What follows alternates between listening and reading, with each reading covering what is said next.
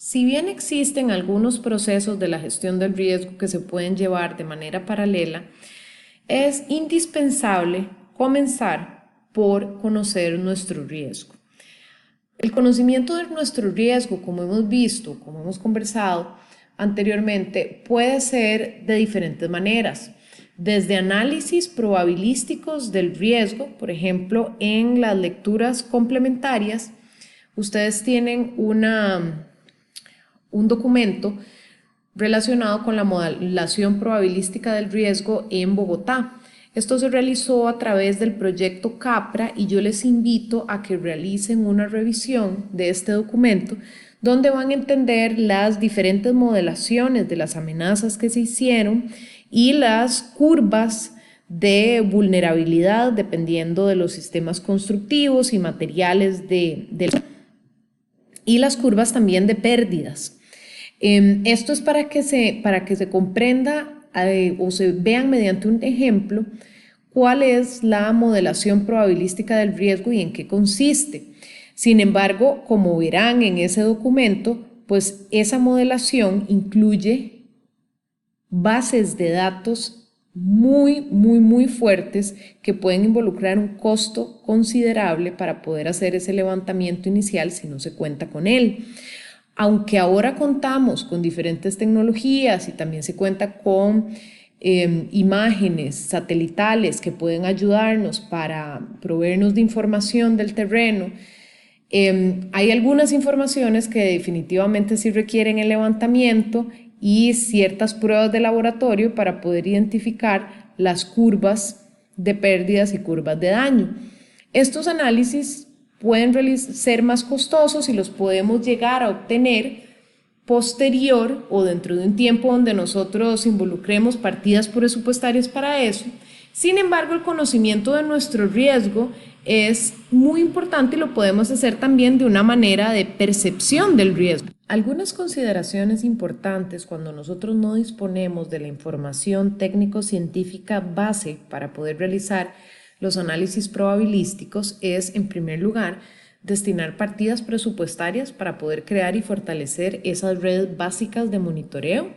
Y esto es muy familiar para las personas que han trabajado en el manejo y la gestión de cuencas hidrográficas, porque es muy importante la medición de diferentes variables, ¿verdad? Probablemente estén más asociados a variables hidrológicas, de erosión o de contaminación. Sin embargo, estas forman parte de lo necesario para poder hacer esos análisis probabilísticos.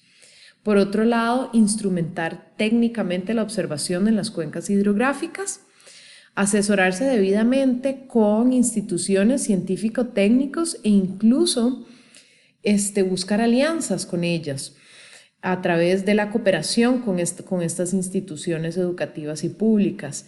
A través de ese asesoramiento, las personas pueden ver cuáles son los datos que requieren, el nivel de detalle en el que se requieren y también en los sitios que podrían ser prioritarios para poder hacer esos monitoreos.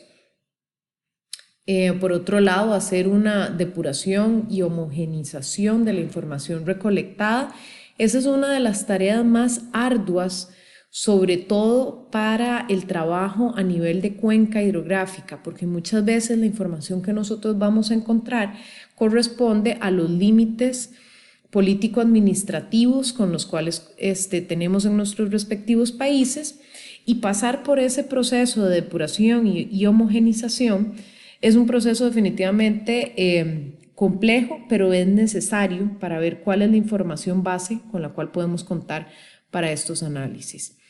Además, sin dejar de lado, ¿verdad? En este caso estamos hablando de análisis probabilístico, pero es importante retomar lo que son los conceptos de la percepción del riesgo, del abordaje comunitario, con algunas de las herramientas que veremos en la unidad número 4, pero que esta información también es vital y nos ayuda a conocer el riesgo en nuestro territorio y las amenazas, riesgos y vulnerabilidades asociadas. Por otro lado, cuando no tenemos información técnico-científica para poder hacer análisis probabilísticos del riesgo asociados a la vulnerabilidad, Es importante, en primer lugar, destinar esas partidas presupuestarias para el desarrollo de estudios básicos, como por ejemplo censos detallados de la población expuesta directamente a cada amenaza, estudios socioeconómicos detallados, inventarios también de nuestra infraestructura expuesta a amenaza, ya sean líneas vitales, infraestructura requerida para el transporte, las telecomunicaciones, energías o las mismas viviendas que se encuentran en esa localidad. Georreferenciar todas esas bases de datos de la infraestructura es fundamental. Todos estos análisis es muy importante que los hagamos con esa mentalidad de que son análisis que se deben de trasladar de alguna manera al análisis espacial como tal, y debemos de contemplarlos dentro de los sistemas de información geográfica. Entonces, que toda esta información que nosotros recopilemos esté asociada a localizaciones y a puntos geográficos en el territorio en particular. Y también realizar alianzas de cooperación con diferentes instituciones en nuestros países, como de catastro, de registro civil, institutos geográficos de los cuales dispongamos, universidades.